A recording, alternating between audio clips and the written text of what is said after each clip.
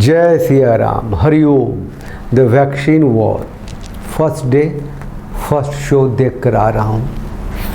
बहुत अच्छी फिल्म है। जो कुछ देश के हित में है उसे दिखाया है।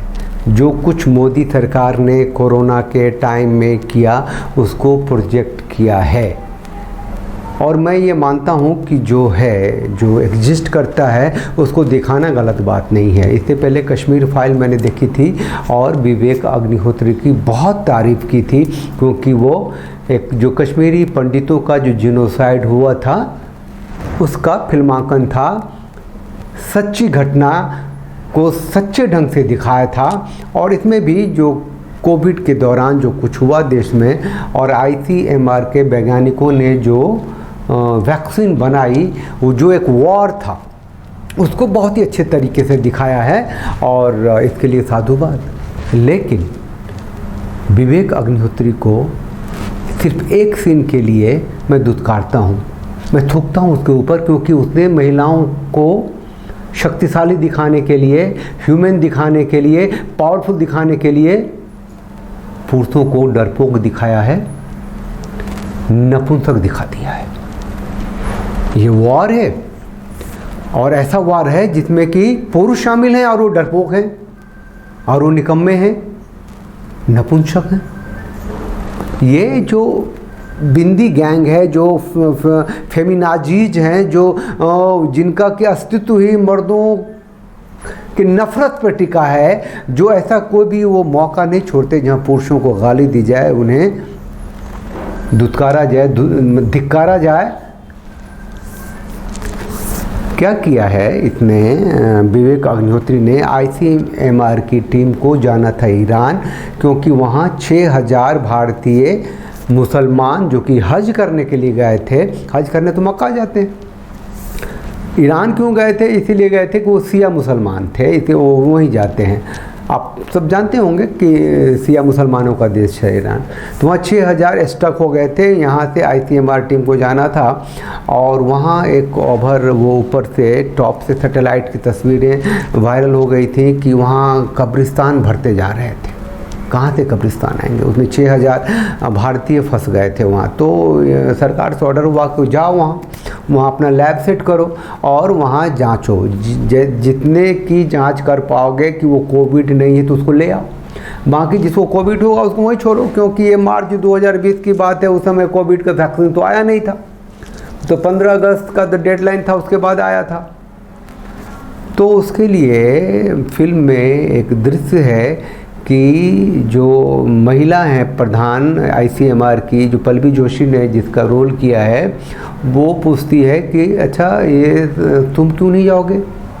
पुरुष ICMR का वैज्ञानिक कहता है मैं कहीं भी जा सकता हूँ, वहाँ नहीं जाऊँगा, ईरान नहीं जाऊँगा। दूसरा भी कहता है मैं ईरान नहीं जाऊँगा। तीसरा भी कहता है नहीं मैम मैं नहीं जाऊँगा। चौथा भी कहता है नहीं मैम नहीं जाऊँगा। तब एक स्त्री उठती है जो प्रेग्नेंट है, समझ रहे हैं, कहती कि मैं जाऊँगी। अरे फिर दूसरी स्त्री कहती मैं जाऊंगी, तीसरी ICMR की साइंटिस्ट कहती मैं जाऊंगी। ये खास करके ये सीन डाला ना, पुरुषों के प्रति इतनी नफरत क्यों है? भारत चला गया चांद पे और पुरुष उस देश के निकम्मे हैं, नकारे हैं, डरपोक हैं।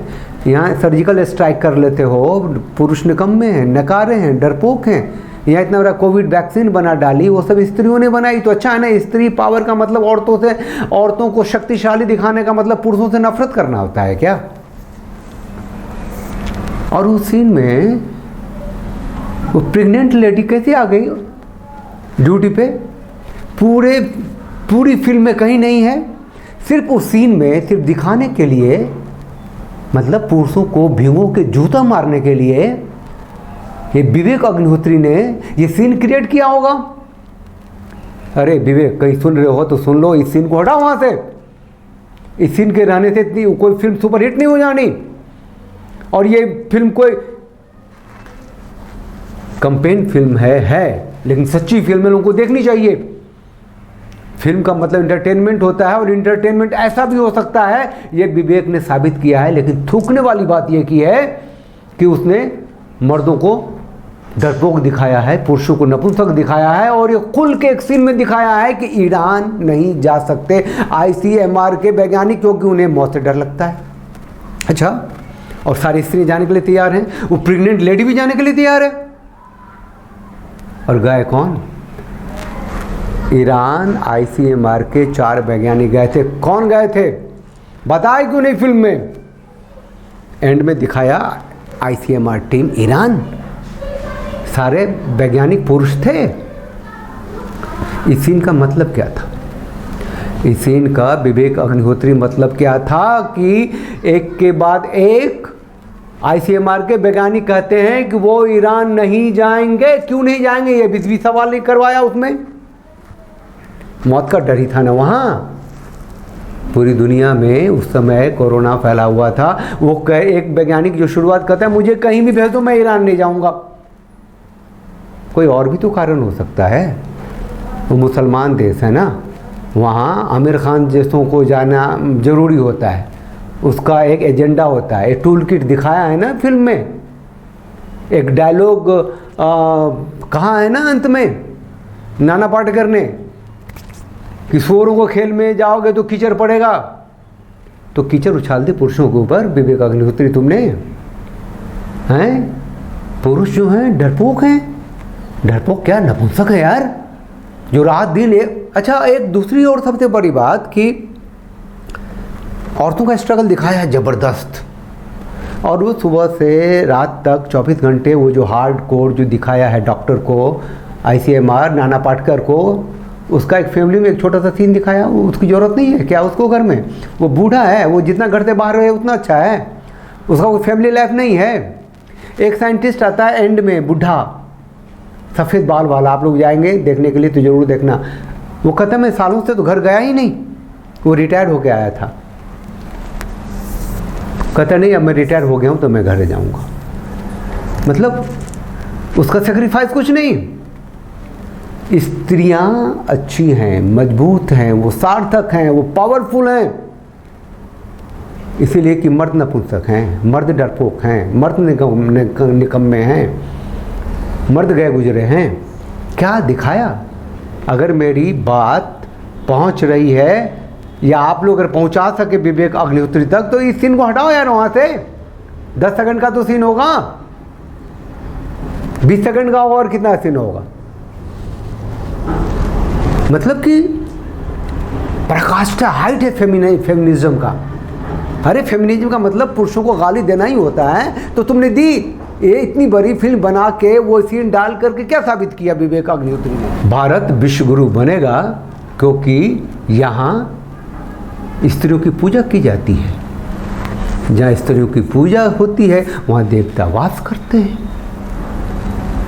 और उस देश में, उस देश की ICMR की टीम के जो वैज्ञानिक हैं, जो पुरुष हैं, वो डरपोक हैं, वो निकम्मे हैं, वो नकारे हैं, उनकी फटी रहती है, वो ईरान जाने से मना करते हैं। और ये कंपैरेटिवली ये दिखाना कि सारी स्त्रियां जो थी वो जाने को तैयार हैं वहाँ। सनातन की बात करी, सनातन धर्म, सनातन देश, सनातन ऐसा है, सनातन वैसा है, सनातन था, है, रहेगा। लेकिन सनातन में रहने वाले जो सनातनी पुरुष हैं वो डरपोक हैं।